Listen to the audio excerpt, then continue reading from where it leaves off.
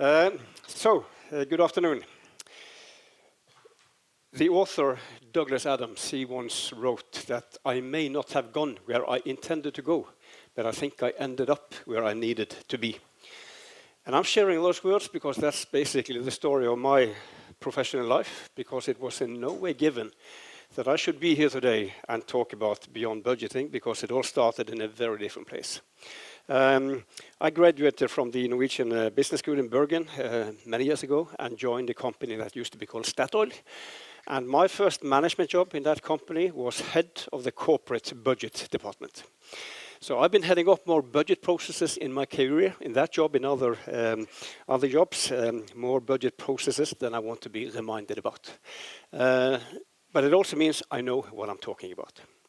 And when I'm talking about this stuff with executives, finance people, managers, others, there's one word that keeps coming up over and over again. And that word is control.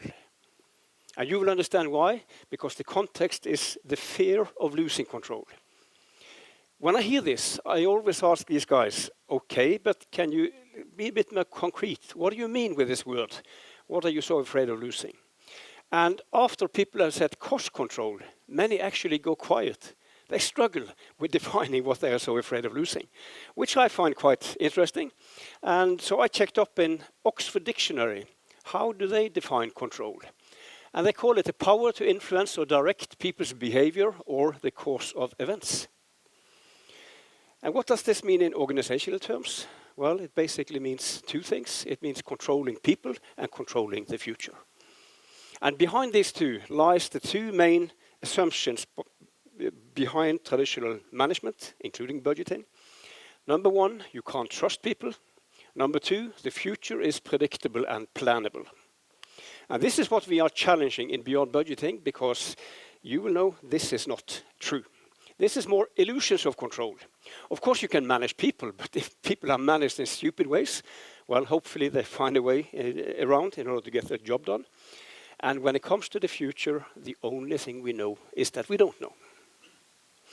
Talking about people and trusting people, I've always traveled a lot, and the first thing I always check when I come into the hotel room at night is what kind of clothing hangers do they have? Is it the one at the top here with a hook, or is it that stupid one at the bottom that you have to fumble into this hole that you never can find? So I guess we all prefer the one with a hook. So how come some hotels offer us that stupid one at the bottom? I think we all know why. It is about a few stolen hangers with a hook. And what was the response? To punish everybody because somebody did something wrong. Actually, one of many problems with traditional management. Wise people out there have very much agreed with what I just have said, talking about people, management. Good old Peter Drucker, most of what we call management is about making it difficult for people to do their job. And I would very much agree, because very often the problem is that we manage too much. When it comes to planning, budgeting the future, another wise person, an American professor called Russell Acuff, he compared a lot of the planning he was observing, especially in bigger companies. He compared it with a ritual rain dance. It has no effect on the weather, but those who engage in it think it does. And I can relate to this as well, because I've done a lot of dancing in my life through all the budget processes that I've been heading up. The dancing was great, I think, but to the extent it had any impact on the performance of the organization, I think that was probably more negative than positive. Okay, so much for wise people. Imagine an organization that 100 years ago invented a fantastic machine. It was state-of-the-art and key for the success of this organization. 50 years ago, this machine started to make some trouble, didn't work that well, and today this machine is completely broken, kaput. It looked like this. This is not a true story, because in real life, hopefully, somebody will have done something 50 years ago. Either try to fix that machine, or even better, try to invent a new and much better machine. Because innovation is something we all love, right? Innovation is great. We all want to be leading edge, unique, right there on the forefront, better than everybody else. But that enthusiasm for innovation, that seems to be limited to technology innovation, into products and services and so on. But there is also something called management innovation that we're going to talk about today. Exploring, embracing new ways of leading and managing. And management innovation, is that great? Uh-oh, that is scary, right? Kicking out a budget, are you crazy? The consequence of this is that it's extremely crowded on the left-hand side. Everybody is into that kind of innovation in some form or shape. Everybody. The right-hand side is not yet a crowded place because it feels scary. But this is actually good news for brave companies who dare to, again, explore and embrace also this kind of innovation, because you can get just as much performance, just as much competitive advantage out of management innovation as you can get from technology innovation. There are companies out there who openly state that we have no advantage whatsoever in what we kind of produce, sell, provide. We find it in the way we lead and manage. And I've got a great example for you a little bit later. So performance is a key word here, defined in the right way. That is why we should go beyond budgeting. But it is still called beyond budgeting. It also has something to do with budgets and solving budget problems. So before I move on, I'd like to share with you my budget problem list. And as I go through it, it's quite a long list. I'd like you to think through, are there any of these problems that you haven't experienced or observed throughout your working career? All right. It's a very time-consuming process, making budgets, following up budgets. Somebody said that, you know, making budgets is about spending 3 months guessing on the future and 12 months explaining why you were wrong. I would call that a waste of time. Assumptions quickly outdated. And this is relevant independent of whether it's a war in Ukraine or COVID. I mean, it's been like this for a long time. This is a serious problem. Budget can stimulate what I would call at least borderline unethical behaviors. The lowballing, the gaming, the sandbagging, the resource hoarding, the frenzy December spending, these are not the kind of behaviors we would like to see between colleagues. At the same time, I'm blaming no one for behaving like this, because these people are just responding to the system that we designed for them to operate within. So if we want to change behavior, as you probably know, it's not about fixing people. It's about fixing and changing systems, which again changes behavior, and that's exactly what beyond budgeting is doing. It can create these illusions of control. Of course, it can feel very comfortable to have next year described with 1 million decimals and details. But again, the only thing we know is that we don't know. So if we don't have control, whatever that word means, maybe it's better to accept it, acknowledge it, and act accordingly, than to think that we have control, to fool ourselves and act accordingly. Budgets force us to make decisions too early. We have to decide in the autumn, the year before, what we shall do next year, what it shall cost, and so on. And very often in larger organizations, too many of these decisions are taken too high up. That is not necessarily where the best information is sitting. Budgets can prevent us from doing stuff that we should have done, but we can't because it's not in the budget. But maybe this also sometimes can work the other way around. Could it sometimes lead us to do things that we shouldn't have done? But it is in the budget, and it is spend it or lose it. And linked to that, I fully accept that the cost budget can be a very effective ceiling on cost. But that is just half the story, because that ceiling is just as effective as a floor in the sense that these cost budgets tend to be spent. And to define good performance as hitting the budget numbers is a very narrow way of, and misleading way often, of describing good performance. We need a richer, broader, more intelligent performance language. Is it good performance to hit your cost budget if you could have spent less, or if you should have spent more? That's one example. Now, are there any of these problems that you haven't experienced or observed throughout your working life? No hands up, which means that you are in very good company. Because I've been sharing this list of problems with hundreds of thousands of people around the world in the almost 30 years I've been working with Beyond Budgeting. And almost everybody out there agrees. Executives, managers, finance people, a lot of nodding heads and guilty smiles when this list is coming up. At the same time, the big majority of organizations still keep doing this stupid stuff, even if they do agree that it is stupid. That is changing these days, as I will come back to, but still the big majority. So, and I have a theory about why, which I want to share with you in a minute, but I got one more problem that very few have on their list. I've called it conflicting purposes.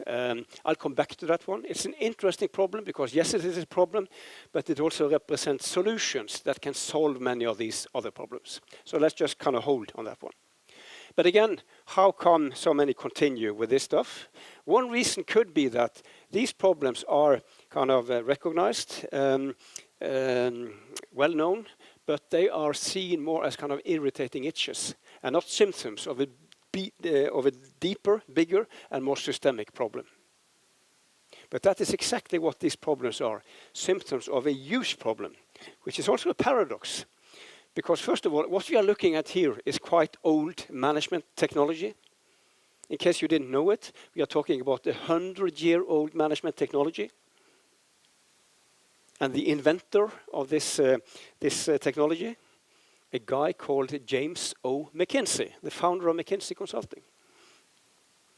I never met the guy, but actually I don't think he was an evil guy with evil intentions. I think his intentions 100 years ago were the best. I mean, he wanted to help organizations perform better. This was management innovation 100 years ago. And I'm sure it worked pretty well under completely different conditions and circumstances. But today, this way of thinking, this way of leading, this way of managing is doing exactly the opposite. It has become more of a barrier than a support for getting out the best possible performance in our organizations. And that, my friends, I would call a pretty big problem. So we are back to this important word performance.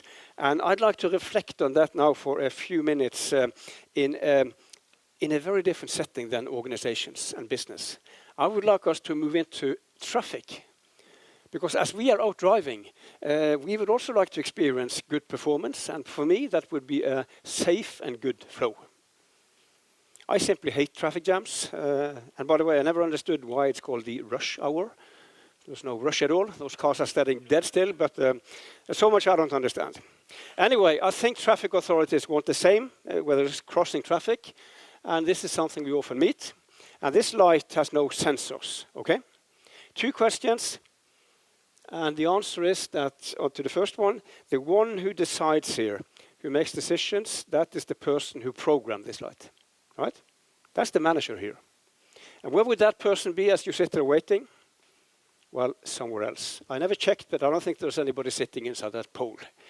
And which information would this programming be based on? It would be based on some historical information, maybe some forecasts, but this would not be entirely fresh information as you sit there waiting, right? So here we have a management model with an absent manager basing his or her decisions on somewhat outdated information. Is there an alternative to this way of managing traffic? A very different solution with exactly the same purpose, safe and good flow.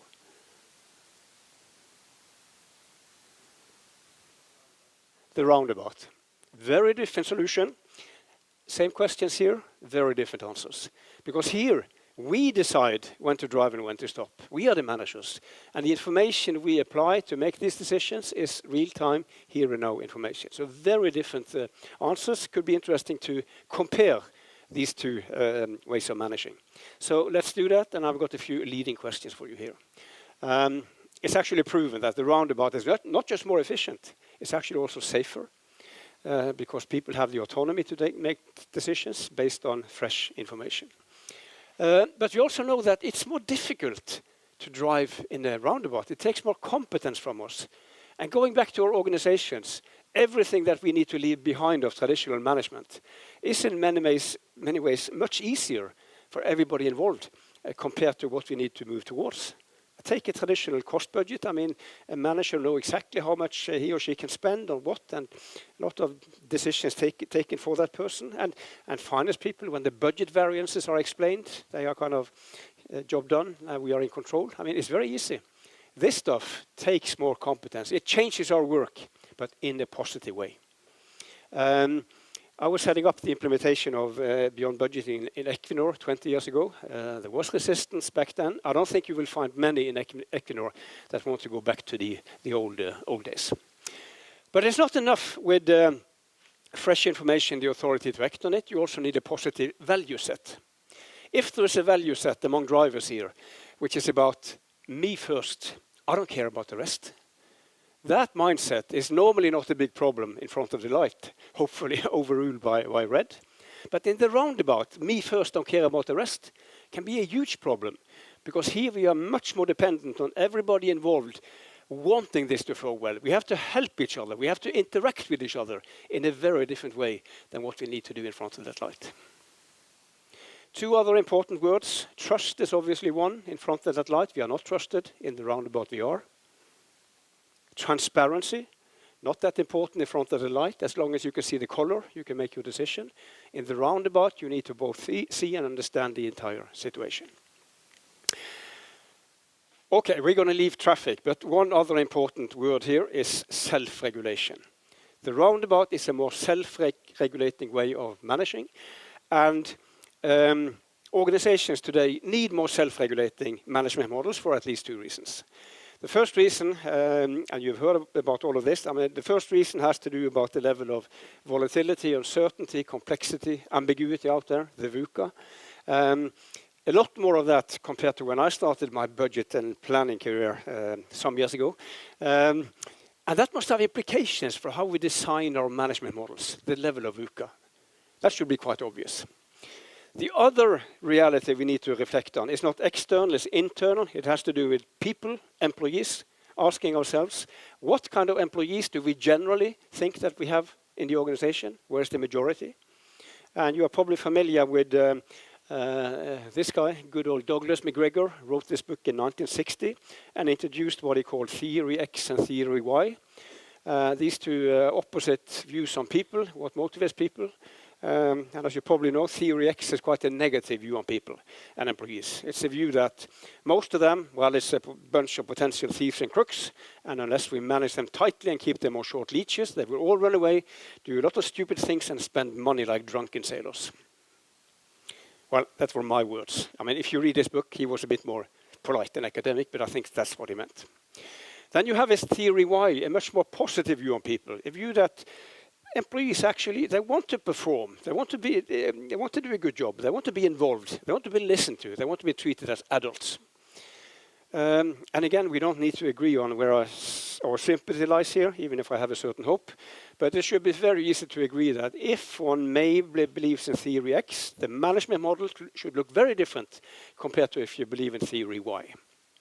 And if we then combine these two dimensions, it could look like this. You recognize the two dimensions with traditional management down in that lower left-hand corner with a conscious or unconscious assumption that the world is still a predictable and plannable place and that most people is on the X side. If we disagree, then this is not the place to be. Then we need to move up in that upper right-hand corner by addressing both dimensions here. Leadership horizontally, management processes vertically. And what we need to get out of traditional management, I have used the following words to describe. And I know I might be a bit hard here on traditional management, but again, I've been around the world with these words, and I mean, you shouldn't travel far outside Scandinavia before there is a lot of looks when these words are coming up that I only can interpret in one way. So what? Isn't this the way it has to be? Now, maybe there was a time, maybe, when this was righter to do, but things have changed, as we just talked about. So, what do we need to do? Just a few headlines as a warm-up to the Beyond Budgeting model on the next slide. On the leadership side, we need to be more purpose-based, more values-based, less rules-based. We are not saying no rules. We are saying less of and more of. More autonomy for the reasons we just have talked about. More transparency. Here comes that important word again. And in this context, this is good news for scared managers, scared finance people, afraid of leaving that rather comfortable corner because they are afraid again of losing control. And the good news is that transparency can be quite an effective control mechanism. Let me give you an example. This is from the Swiss pharmaceutical giant Roche, who today is on a Beyond Budgeting journey, but a few years earlier, they did an experiment around travel cost. In a pilot, they kicked out the travel budget, kicked out all travel rules and regulations, replaced it with full transparency. So with a few exceptions, everybody could see everything. If you travel, to where did you fly, sleep, eat, cheap or expensive? Open for your colleagues to see and vice versa. And what do you think happened with travel cost in that pilot? Came down through a very simple self-regulating control mechanism. This was about tearing out pages in the rules book instead of doing the opposite.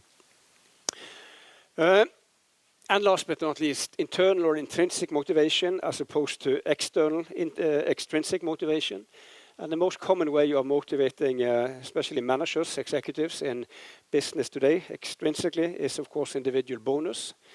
And I can think of no area where there's a bigger gap between what most research is telling us about motivation and what most organizations are practicing. It's simply so sad when you see all the damage that individual bonus has done and will and continues to do. So I could elaborate it for a long time on that topic, but let me leave it here. Our recommendation is more common bonus schemes, driven, for instance, by how is the company doing versus competition. Now, a number of organizations, if you look at what they write, what they say in their Christmas speeches, it's very much in line with these nice words here on the right-hand side. But it doesn't help to have these theory Y leadership visions if we have theory X management processes, which is the case in so many organizations. And that creates these poisonous gaps between what is said and what is done. So, and I have an example for you a little bit later. So the point is that if we believe in this stuff, we have to make sure that this is reflected in our management processes. And not just that, we also need to change our management processes to become more VUCA robust. And a few headlines on what that could mean. Well, we have to do something with the traditional detailed annual budgets because that represents so much of what we find in that lower left-hand corner. More specifically, when it comes to setting goals and targets, to the extent we shall do that, many beyond budgeting companies don't set targets. But if we have targets, could we learn something from football? I have yet to meet a football team stating that the ambition for next season is to score 39 goals and get 45 points. They don't think like that. Those are budget goals. They think instead in terms of league tables and doing well against peers and hopefully better than everybody else. And that relative thinking can actually be applied in some cases also onto organizations when they set targets. When it comes to the rhythm, the cadence of these processes, why on earth shall everything circulate around a fiscal year of January to December? I mean, from a pure business point of view, that period is completely artificial. Right? I accept that it's a period for accounting, paying your taxes, but for everything else, we need to organize this on a rhythm which is more event-driven, more business-driven, and less calendar-driven. And last but not least, when we shall evaluate performance, we cannot reduce that to comparing two numbers, actual versus budget, and then conclude. Again, we need a richer, broader, more intelligent performance language. And this, my friends, is what Beyond Budgeting is about. Addressing both leadership and management processes in a coherent, consistent way in order to become more adaptive and more human. It is this simple and this difficult. So this is a high-level introduction to the model. The model itself, I'm going to share on the next slide. It has 12 principles, 6 on leadership, 6 on management processes for the reasons we just talked about. And the model looked like this. I don't know how much you can see from the back here, but I'm not going to go through this stuff in detail right now. On the left-hand side, I have talked a little bit about purpose, values, transparency, autonomy. I will come back to a few of the management processes a little bit afterwards, but a few general reflections. First of all, that tagline is important, performance the right way. Beyond budgeting changes how we define performance, how we deliver performance, how we evaluate performance, and how we reward performance, what we call the right way. These are principles. What this should mean in an organization, that depends. This is not a recipe. Some get frustrated, they want the recipe. Well, that doesn't mean that we don't have a lot of practical recommendations of what this could mean. But I mean, this is not something where you can ask the consultants to come in and give you kind of prescribe the recipe for you. Here you have to think for yourself. Two classical misunderstandings around beyond budgeting. They are both linked to principle 9, resource allocation or cost management. Misunderstanding number 1, beyond budgeting is just another way of managing cost. Well, it is, but there are 11 other principles. Right? So it's quite a comprehensive, complete leadership management model. Second misunderstanding, also linked to the same principle, beyond budgeting, no budget, no cost budget. I can spend what I want, cost is not important. No, that's not what we are saying. Cost is still important. Money will often be a constraint. But we simply need more intelligent and effective ways of managing cost and resources than Mr. McKinsey could offer us 100 years ago under completely different circumstances. You might find some similarities here with the beyond budgeting principles and the agile manifesto. These were developed a few years before, 1998. I guess the manifesto was in 2001, but still some similarities. And I'm a big fan of agile by all means, but I will also argue that it's very difficult, maybe impossible, to have a so-called agile transformation or scaling agile without beyond budgeting. For the simple reason that agile was born in software development. The main purpose was to improve software development and how teams worked. And agile did wonders. But when you try to scale it into how to run an enterprise, again, the holes become visible. How should we set targets, forecast resource allocation? How should we evaluate the reward performance and so on? These are questions that executives want to understand. And it's hard to read that out of the manifesto. You might find it in the spirit of agile if you interpret it a bit. No criticism, but the combination of the two can be dynamite. A number of organizations are today on this journey in some form or shape, and these are some of them. There are more. We have lost the overview, simply, which is good news. And I could have talked for hours and hours about amazing management innovation taking place here, but we don't have the time. But I want to kind of direct you to one interesting thing here. The first public sector cases has popped up. Down at the bottom left-hand side, you see Sogndal Kommune, the first kommune, a municipality in Norway that has gone beyond budgeting. Amazing case. A little bit to the right, NAV Contact Center, also done amazing things. And the simple reason, the problems we looked at are just as relevant and experienced just as much in the public sector, and these principles are also just as relevant for the public sector. So I think that's great news. But a pioneer here in beyond budgeting is a bank. You see it in the middle at the top, Swedish Handelsbanken, 700 branches in Northern Europe, 11,000 employees, quite big in the UK, and it's a fascinating case. And the guy who got it all started was Mr. Jan Wallander, who has unfortunately passed away, and he said a lot of wise things, including this about the budget. And it's a fascinating bank for many reasons. First of all, the bank has no budgets, no targets, no individual bonus. But it doesn't stop here. They have been doing this since 1970. And it doesn't stop here either. They have been performing better than the average of their competitors every single year since 1972. And how? By applying this thinking. They started out before beyond budgeting was invented, so they were an inspiration for beyond budgeting. But a lot of autonomy, a lot of transparency, a lot of internal league tables between branches, not for competition, but for learning. A common bonus scheme driven by how the bank is doing versus other banks, and so on and so on. Amazing, amazing case. Now, I said that beyond budgeting is good for performance. Well, this is just one history or own case, so that's not proof. But it is an indication. Another indication is that very few of these organizations go back once they've started. On the contrary, they get braver. And they tend to do well within their business. That's also an indication.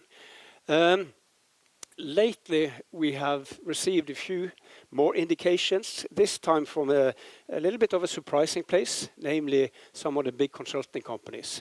Two of them have done surveys on beyond budgeting. One is BCG, Boston Consulting Group, and here is what they came out with, a message about practitioners.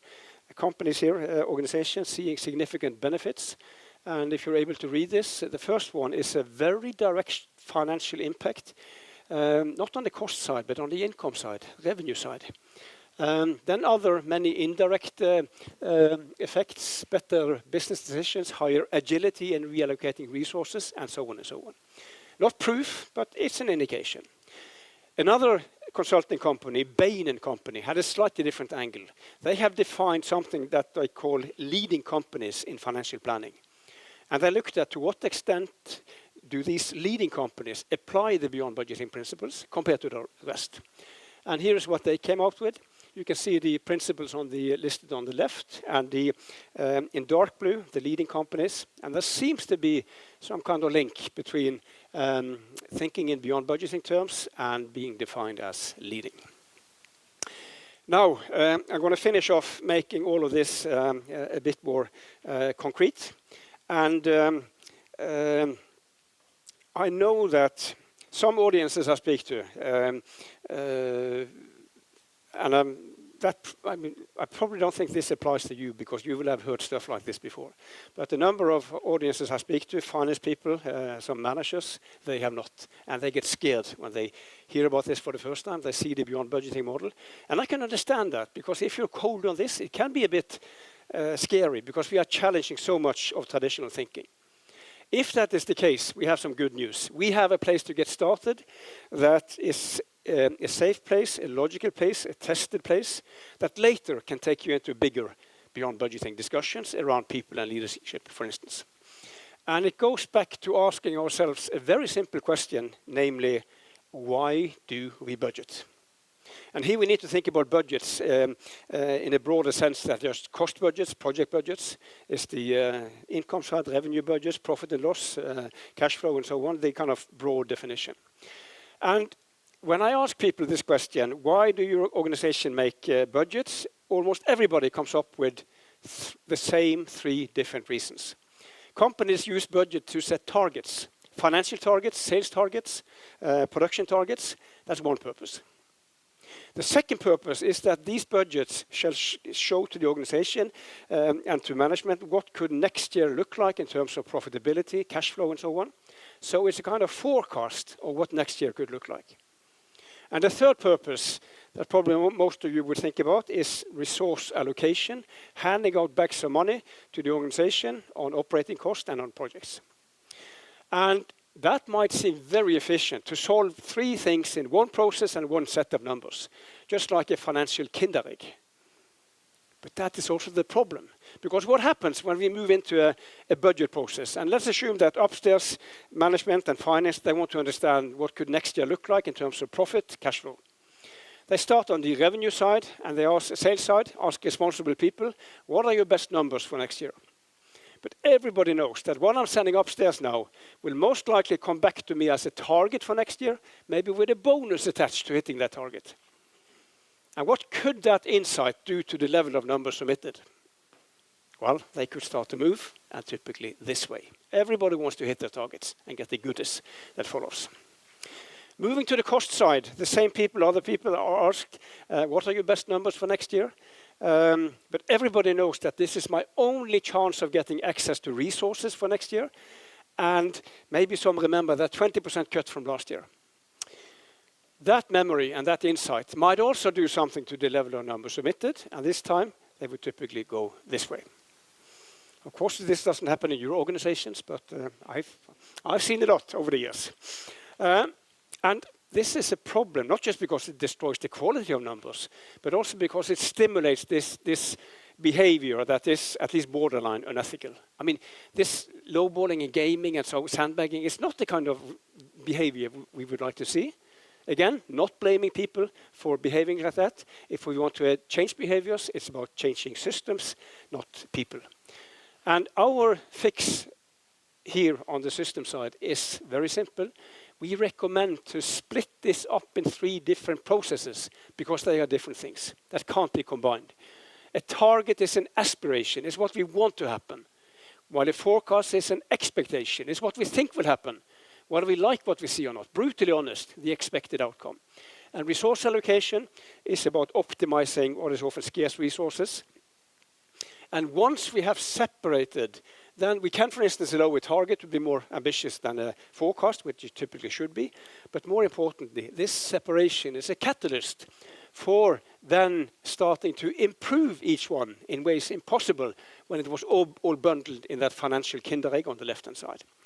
Then we can start to have great discussions on how can we set better targets that really inspire and stretch people. How can we let people set targets for themselves, and so on and so on. And again, many take it further and say we don't need targets at all. Then we can start to work on the forecasting process to get out the bias, the gaming. And a key element of that is to get across that a forecast in this model is just a forecast. It's not a bid into a target negotiation, separate process. It's not an application for resources, money, separate process, just a forecast. And last but not least, again, how can we find more intelligent ways of managing cost than what Mr. McKinsey could offer us? And last but not least, how should we organize each of these? What kind of rhythm should each of these three run on? Which better reflects not just the kind of business we are in, but also the three different purposes. Of course, we wouldn't change targets that often. Forecasting should change more often. Resource allocation, as I will come back to, should take place much more continuously. I don't have time to go in depth of all three, so I'm going to spend the rest of the session here before the Q&A on resource allocation, how to manage cost without a budget, because that's where most of the questions are coming. So I hope that's okay. I find it quite interesting to think back on how we think about these things in our private life as citizens compared to how we think about them as employees or managers in organizations. And imagine as a private citizen, we're in April, your car is breaking down, and you have to buy a new car, and you go to your bank and ask for a bank loan in April.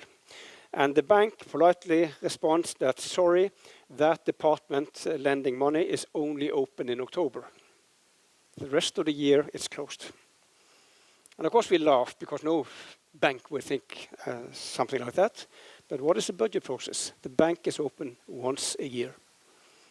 Imagine if the bank then added on, by the way, I see you have some money left on your current account. If you haven't spent it by December, we will take it. Well, we laugh, but what's the budget process? And what happens in December if you haven't spent your budget? Anyway, another metaphor here. Imagine an organization that requires fuel to operate. What would the best way be to be supplied with fuel for this organization?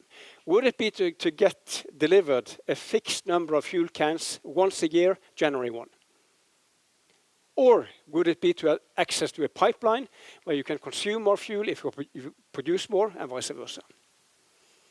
And that's my biggest leading question of today. I mean, I guess we can all agree that this is so much better, and this is much more the beyond budgeting way.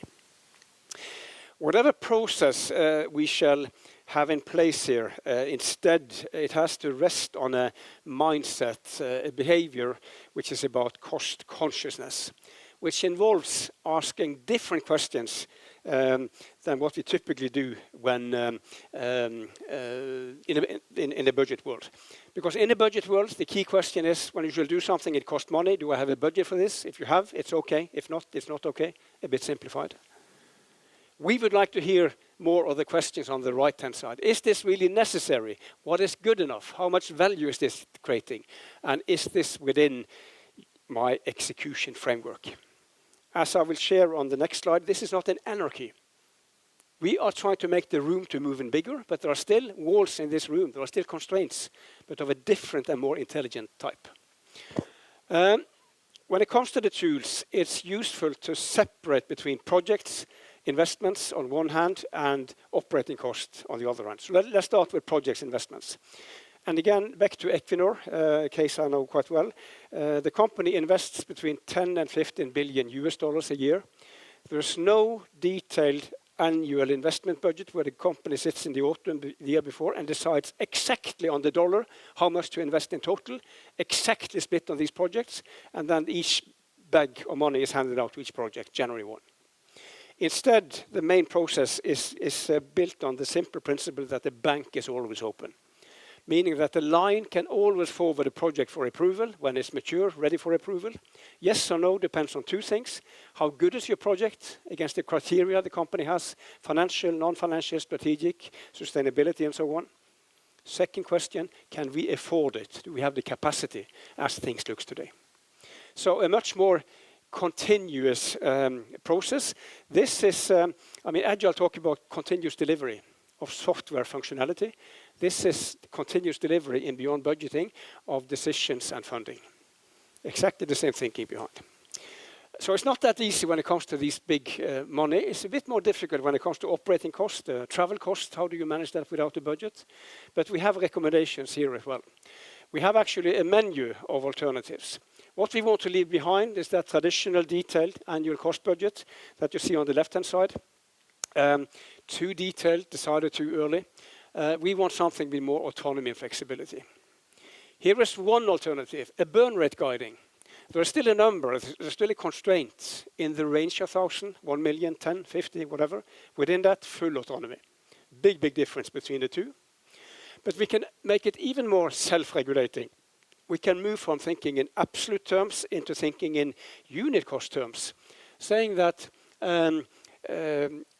there's no kind of absolute constraint, but it shouldn't, your unit cost, for instance, on production, shouldn't be more than 20 kroner per unit. You can spend more if you produce more, and vice versa. We can make it even more self-regulating by saying that no, there's no constraint of 20 kroner per unit, but your kroner per unit should be competitive versus peers. That could be internally, externally. So if you end up spending 22, that's fine. If most others are spending 24, 25, but not if they spend 18, 19. So even more self-regulating. So that was this alternative. The last one, the next one is if you have internal profit centers that fully control their own cost side, income side, then if that unit has a tough target on profit or return, to abbreviations here, then that's also a way of managing cost. That unit cannot run away and spend money like crazy, but it might be okay to spend more if what you spend is what we call good cost. Good cost is not a problem because they create value. As long as we have the financial capacity, we want as much good cost as possible. It's the bad cost we want to get rid of. They don't create that much value, on the contrary. When this was introduced back in Equinor many years ago, of course our CFO got the question, what's good cost and what's bad cost? His simple response, you guys out there know even better than I what is good cost and what's bad cost in this organization. People out there generally know. The last alternative here is the most radical at all, nothing at all. No budget, no target, no constraints. The only numbers we have in this alternative is actual cost numbers coming out of the accounting system, and we look at trends. If it looks okay, we do nothing. If it looks a bit strange, we take a look at it. There might be a very good explanation, a doses of good cost, no worries.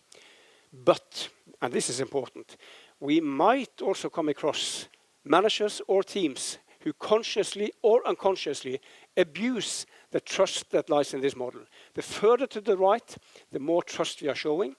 And the only thing you know if you show trust is that someone will abuse it. In Equinor, it has happened, it will happen again. That's not the issue. The issue is how do we respond?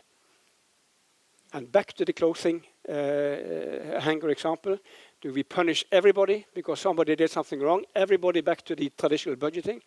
Or do we deal firmly with those involved and let it have the necessary consequences? This is not about being soft and evasive in any way. It is about not punishing everybody because somebody did something wrong. It takes a bit more leadership, but it's the right thing to do. The further to the right you are, the stronger you have to be on the value side, on direction, so that that's understood. And then there are two additional guardrails that many organizations actually have in place already that you probably should continue with. One is decision authorities. How big a decision can a manager make before you have to go one level up? And spending guidelines. Again, Equinor, there's no detailed travel budgets, but if you should fly in Europe, then you should fly coach economy.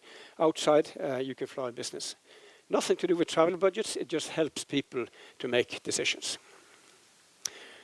So that's what I wanted to say about the third purpose, and there's no time for the two others now. And what you just have heard, and sorry for the rush here, but it's still a big topic, but it's the very, very short version.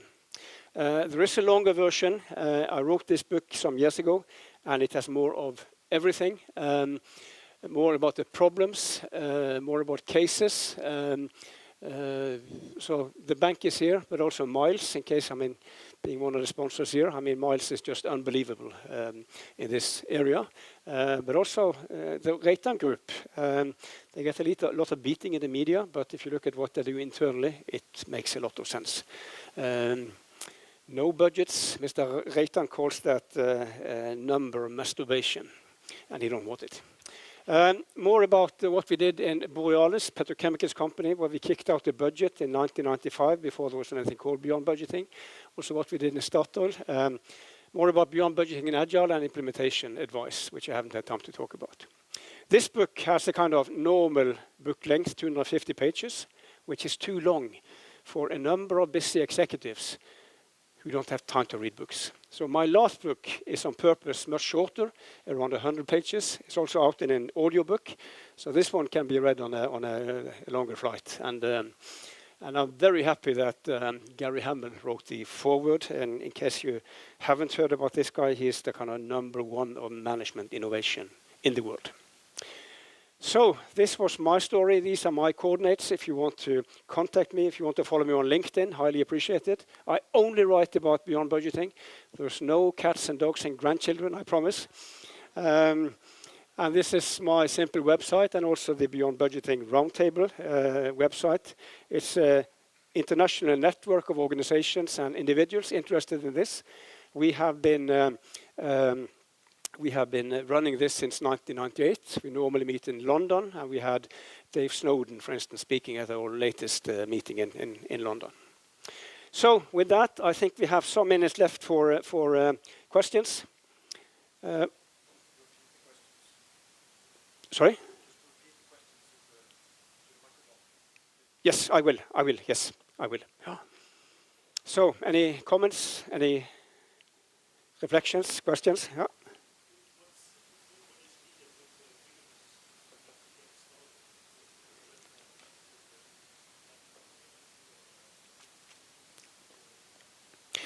Well, so you're asking about what is needed to get started, and what? Yeah. Our advice is always to start with building your case for change, so that there is a deep and common understanding in the organization of why you are doing this.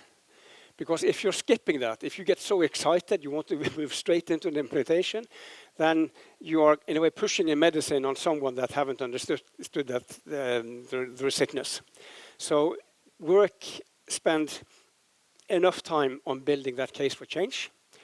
Once that is done, move on with the separation of the budget purposes. Because, explain the beyond budgeting model, but again say there's an easy place to get started. I have helped around 50 of the companies on that list getting started. With a big majority, that is where we started out. That's not where you end up, right? Because you get braver and braver, have these discussions, do we need targets?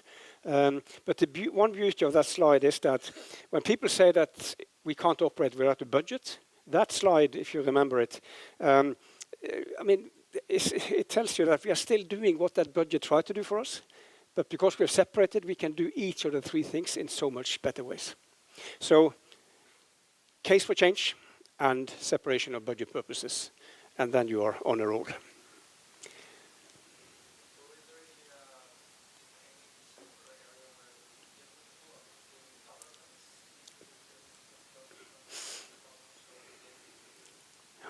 So is there any other areas where this wouldn't work? And you mentioned governments as an example.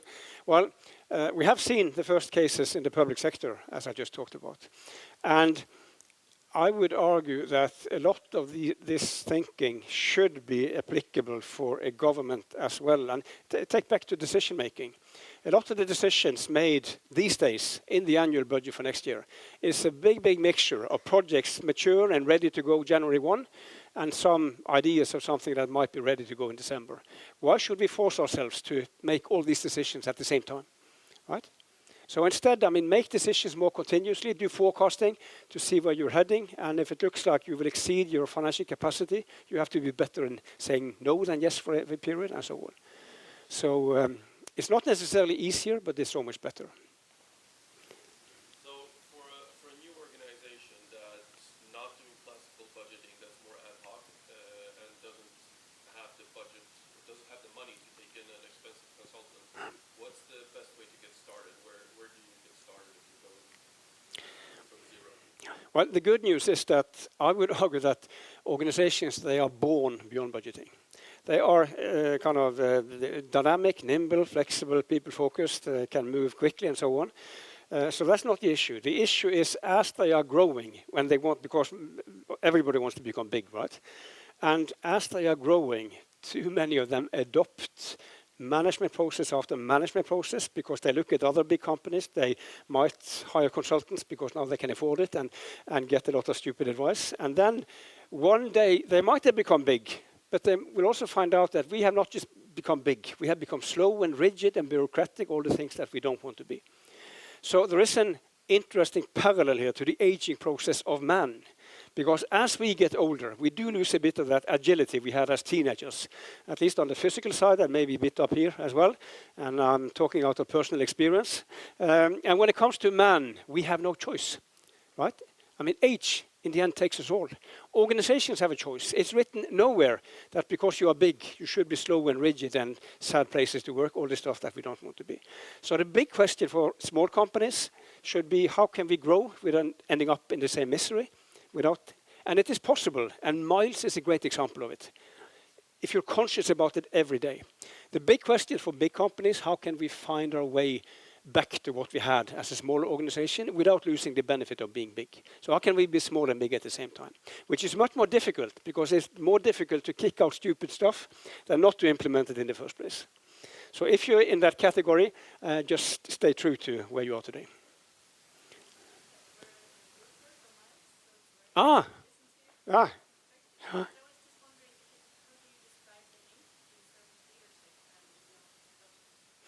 So you're from Miles, and the question is what's the link between the servant leadership that Miles is practicing and beyond budgeting? I think there's a big link. And your former chief servant officer was a good friend of mine, Tom Georg, is a good friend of mine. And he has been involved with, in touch with us for many, many years. And you know, they're on the list, and I think you're a great case. And again, you have been able to kind of stay true to what you started out with because there's been consciousness about it. So I would say it's a beautiful match. But again, there's a lot of great stuff out there on leadership. Many leadership communities, models, great stuff, saying very much the same as we are around autonomy and purpose and belonging and so on. But it doesn't help to have these, again, theory Y leadership intentions if you have theory X management processes. So I don't think you can think about leadership in a vacuum, including servant leadership. You have to think about how shall that be kind of activated through our management processes. And that is what Miles have been able to do. Yeah.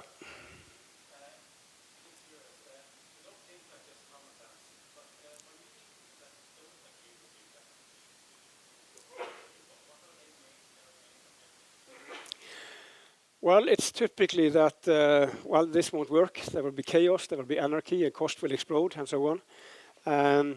And behind that is very little proof or evidence. It's simply a fear of this because it's scary, and it's the opposite of what they have learned at business school and have in practice. Maybe they built their management career on traditional management, and they are using these examples as kind of excuses.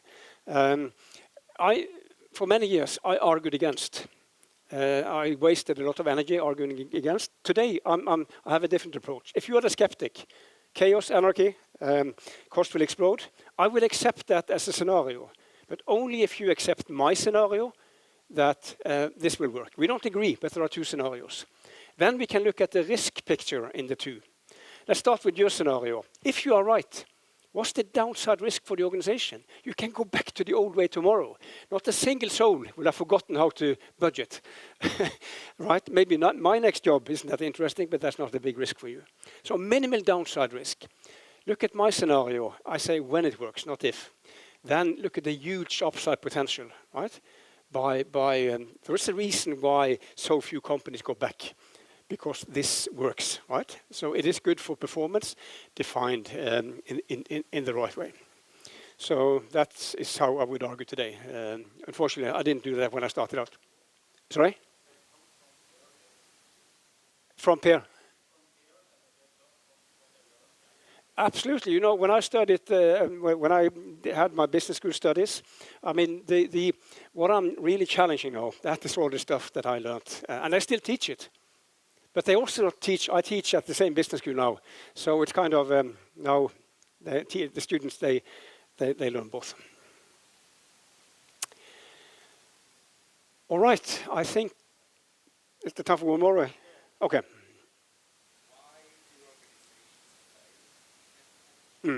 Why do organizations fail?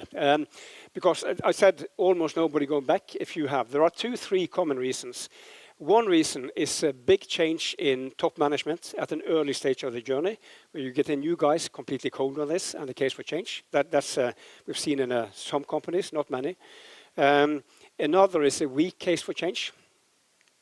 The third one is that they look at this separation slide, the 3 different purposes, and they think, well, what's the easiest of the 3? And the easiest of the 3 is so-called rolling forecasting. So they implement rolling forecasting and nothing else. And then I always ask, okay, fine, but how will you then solve the 2 other budget purposes, target setting, resource allocation? And many say, well, we will use the rolling forecast. And what have they introduced? Rolling budgeting, 4 times a year, a lot of pissed off people, right? So you can't do this anyway sequential, first rolling forecast and maybe the next. At the same time as you introduce that, you have to explain to the organization how will we do the 2 other ones. Yeah. So, all right, I need to close here, but thank you very much for great questions, and check us out. Thank you.